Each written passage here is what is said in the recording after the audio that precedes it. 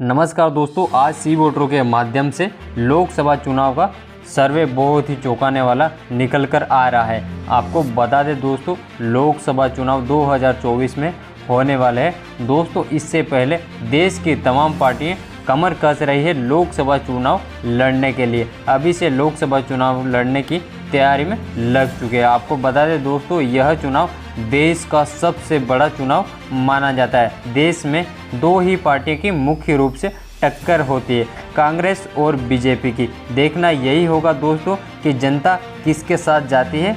आपको बता दें दोस्तों, कांग्रेस ने देश की तमाम छोटी छोटी पार्टियों को लेकर एक महागठबंधन बनाया है बीजेपी को हराने के लिए। अब देखना यही होगा दोस्तों, क्या इस बार बीजेपी को हराकर राहुल गांधी रच देगा इतिहास और राहुल गांधी बन जाएगा देश का प्रधानमंत्री।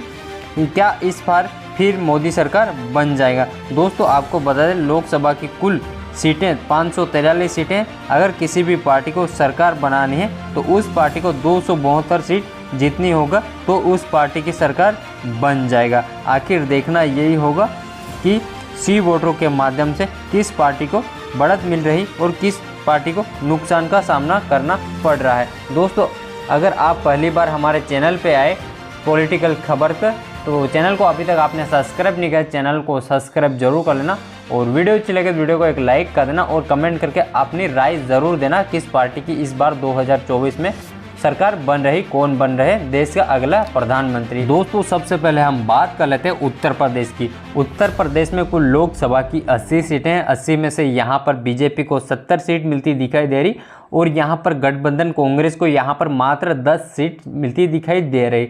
अगले राज्य की बात कर लेते हैं दिल्ली की। दिल्ली में कुल लोकसभा की 7 सीटें, 7 में से बीजेपी को यहाँ पर 1 सीट मिलती दिखाई दे रही और कांग्रेस महागठबंधन को यहाँ पर 6 सीट मिलती दिखाई दे रही। अगले राज्य की बात कर लेते हैं महाराष्ट्र की। महाराष्ट्र में कुल लोकसभा की 48 सीटें, 48 में से बीजेपी को यहाँ पर 20 सीट मिलती दिखाई दे रही और कांग्रेस महागठबंधन को यहाँ पर 28 सीट मिलती दिखाई दे रही। अगले राज्य की बात कर लेते हैं कर्नाटक की। कर्नाटक में कुल लोकसभा की 28 सीटें, 28 में से यहाँ पर बीजेपी को 10 सीट मिलती दिखाई दे रही और महागठबंधन को यहाँ पर 18 सीट मिलती दिखाई दे रही। अगले राज्य की बात कर लेते हैं गुजरात की, जो भाजपा का गढ़ माना जाता है। यहाँ पर कुल लोकसभा की 26 सीटें, 26 में से बीजेपी को यहाँ पर 19 सीट मिलती दिखाई दे रही और कांग्रेस को यहाँ पर मात्र 7 सीट मिलती दिखाई दे रही। अगले राज्य की बात कर लेते हैं राजस्थान की। राजस्थान में कुल लोकसभा की 25 सीटें, 25 में से बीजेपी को यहाँ पर 10 सीट मिलती दिखाई दे रही और कांग्रेस को यहाँ पर 15 सीट मिलती दिखाई दे रही। अगले राज्य की बात कर लेते हैं उड़ीसा की। उड़ीसा में कुल लोकसभा की 21 सीटें, 21 में से बीजेपी को 9 सीट मिलती दिखाई दे रही और कांग्रेस को यहाँ पर 12 सीट मिलती दिखाई दे रही। अगले राज्य की बात कर लेते हैं केरल की। केरल में कुल लोकसभा की 20 सीटें, 20 में से बीजेपी को 7 सीट मिलती दिखाई दे रही और कांग्रेस को यहाँ पर 12 सीट मिलती दिखाई दे रही। अगला आ जाता है अपना तेलंगाना। तेलंगाना में कुल लोकसभा की 17 सीटें, 17 में से बीजेपी को 7 सीट मिलती दिखाई दे रही और कांग्रेस को यहाँ पर 10 सीट मिलती दिखाई दे रही। अगले राज्य की बात कर लेते हैं असम की। असम में कुल लोकसभा की 14 सीटें, 14 में से यहाँ पर बीजेपी को 8 सीट मिलती दिखाई दे रही और कांग्रेस को 6 सीट मिलती दिखाई दे रही। अगला राज्य आ जाता है पश्चिम बंगाल। पश्चिम बंगाल में कुल लोकसभा की 42 सीटें, 42 में से बीजेपी को 15 सीट मिलती दिखाई दे रही और कांग्रेस महागठबंधन को यहाँ पर 27 सीट मिलती दिखाई दे रही। अगले राज्य की बात कर लेते हैं हिमाचल प्रदेश। यहाँ पर कुल लोकसभा की 4 सीटें, 4 में से बीजेपी को मात्र 1 सीट मिलती दिखाई दे रही और कांग्रेस को यहाँ पर 3 सीट मिलती दिखाई दे रही। अगले राज्य की बात कर लेते हैं आंध्र प्रदेश की। आंध्र प्रदेश में कुल लोकसभा की 20 सीटें, 20 में से यहाँ पर बीजेपी को 10 सीट मिलती दिखाई दे रही और महागठबंधन को यहाँ पर मात्र 5 सीट मिलती दिखाई दे रही। अगले राज्य की बात कर लेते हैं बिहार की। बिहार में कुल लोकसभा की 40 सीटें, 40 में से बीजेपी को यहाँ पर 15 सीट मिलती दिखाई दे रही और महागठबंधन को यहाँ पर 25 सीट मिलती दिखाई दे रही। अगले राज्य की बात कर लेते हैं तमिलनाडु की। तमिलनाडु में कुल लोकसभा की 39 सीटें, 39 में से यहाँ पर बीजेपी को 10 सीट मिलती दिखाई दे रही और कांग्रेस महागठबंधन को यहाँ पर 29 सीट मिलती दिखाई दे रही। अगला राज्य आ जाता है मध्य प्रदेश। मध्य प्रदेश में कुल लोकसभा की 29 सीटें, 29 में से बीजेपी को 11 सीट मिलती दिखाई दे रही और कांग्रेस महागठबंधन को यहाँ पर 18 सीट मिलती दिखाई दे रही। अगला राज्य की बात कर लेना नागालैंड की। नागालैंड में मात्र 1 लोकसभा की सीट है, वो भी यहाँ पर कांग्रेस के खाते में जाती हुई दिखाई दे रही। यहाँ पर बीजेपी को एक भी सीट नहीं मिलती दिखाई दे रही। अगले राज्य की बात कर लेते हैं अरुणाचल प्रदेश की। यहाँ पर कुल लोकसभा की 2 सीटें, 2 में से 1 बीजेपी के खाते में जाती दिखाई दे रही और यहाँ पर 1 गठबंधन कांग्रेस के खाते में जाती हुई दिखाई दे रही।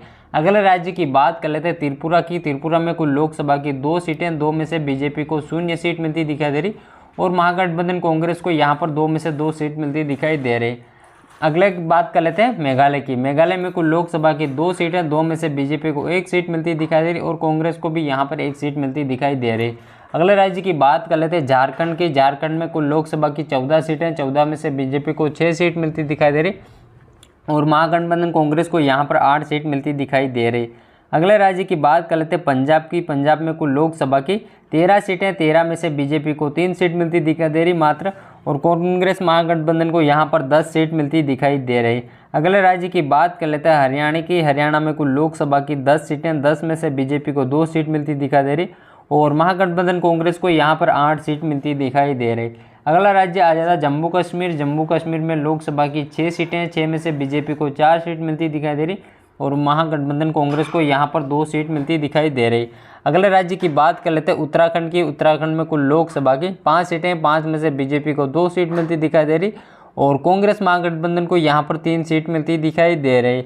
अगले राज्य की बात कर लेते हैं गोवा की। गोवा में कुल लोकसभा की 2 सीटें, 2 में से 1 बीजेपी के खाते में जाती हुई दिखाई दे रही और 1 महागठबंधन कांग्रेस के खाते में जाती दिखाई दे रही। अगले राज्य की बात कर लेते हैं सिक्किम की। सिक्किम में मात्र 1 लोकसभा सीट है, यहाँ पर वो भी बीजेपी के खाते में जाती हुई दिखाई दे रही। और अगला राज्य आ जाता है मिजोरम। मिजोरम में भी मात्र 1 लोकसभा सीट है, यहाँ पर 1 वो कांग्रेस के खाते में जाती हुई दिखाई दे रही है। अगले राज्य की बात कर लेते हैं केंद्र शासित प्रदेश। यहाँ पर कुल लोकसभा की 6 सीटें, 6 में से 4 बीजेपी के खाते में जाती हुई दिखाई दे रही और कांग्रेस महागठबंधन को यहाँ पर 2 सीट मिलती हुई दिखाई दे रही। अगले राज्य की बात करते हैं मणिपुर में। मणिपुर में कुल लोकसभा की 2 सीटें, 2 में से 2 कांग्रेस महागठबंधन के खाते में जाती दिखाई दे रही। तो दोस्तों ये था लोकसभा चुनाव का ओपिनियन पोल का सर्वे। तो सारा कुल टोटल मानने के बाद लोकसभा में यहाँ पर देख लीजिए बीजेपी को 248 सीट मिलती दिखाई दे रही और कांग्रेस महागठबंधन को यहाँ पर 295 सीट मिलती दिखाई दे रही।